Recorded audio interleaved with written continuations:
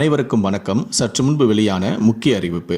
குடும்ப அட்டைதாரர்கள் பயன்பெறும் வகையில் ரேஷன் அட்டை வைத்திருக்கும் அனைவரும் கவனத்தில் கொள்ளக்கூடிய மிக மிக முக்கியமான மகிழ்ச்சியான அறிவிப்பை தமிழக அரசு வெளியிட்டுள்ளது. மகளிர் உரிமை தொகை திட்டத்தில் வரப்போகிறது மிகப்பெரிய விதி மாற்றம். பெண்கள் எதிர்பார்த்த முக்கியமான சலுகைகள் இடம்பெற உள்ளது. இதை பற்றி விரிவாக தெரிஞ்சுக்கணும்னா இந்த வீடியோவை கடைசி வரைக்கும் ஸ்கிப் பண்ணாமல் முழுமையாக பாருங்கள். இந்த வீடியோக்குள்ளே போகிறதுக்கு முன்னாடி இந்த வீடியோக்கு ஒரு லைக் பட்டனை ப்ரெஸ் பண்ணிடுங்க. இது வரைக்கும் நீங்கள் என்னோட சேனலை சப்ஸ்கிரைப் பண்ணாமல் இருந்தீங்கன்னா மறக்காமல் சப்ஸ்கிரைப் பண்ணிக்கோங்க. கூடவே அந்த பெல் சிம்பிளையும் மறக்காமல் கிளிக் பண்ணிக்கோங்க. சரி, வாங்க இப்போது வீடியோக்குள்ளே போகலாம். கலைஞர் மகளிர் உரிமை திட்டமானது விரைவில் மேலும் விரிவுபடுத்தப்பட உள்ளது.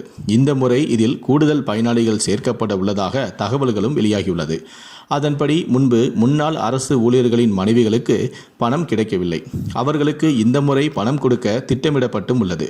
அதேபோல முன்னாள் கார்ப்பரேஷன் ஊழியர்களின் மனைவிகளுக்கும் பணம் கொடுக்க ஆலோசனை செய்யப்பட்டு வருகிறது.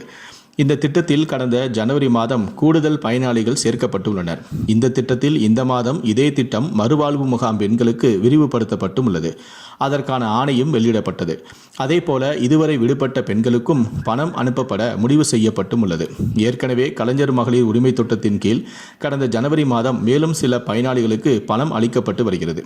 கடந்த 2 மாதங்களுக்கு முன்புதான் இந்த திட்டத்தில் மீண்டும் சேர 12 லட்சம் பேர் மறு விண்ணப்பம் கொடுத்திருந்தனர்.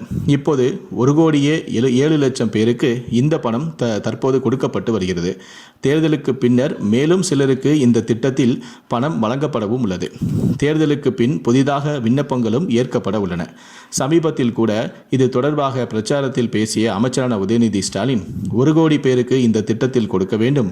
1,60,00,000 பேர் விண்ணப்பம் செய்தனர். 1,16,00,000 பேருக்கு இப்போது கொடுக்கின்றோம்.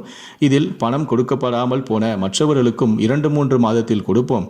இப்போது தேர்தல் என்பதால் கடினம், ஆனால் கண்டிப்பாக தேர்தல் முடிந்ததும் பணம் கொடுப்போம், கவலை வேண்டாம் என்று அமைச்சரான உதயநிதி ஸ்டாலின் உறுதியளித்திருந்தார் என்பது குறிப்பிடத்தக்கது.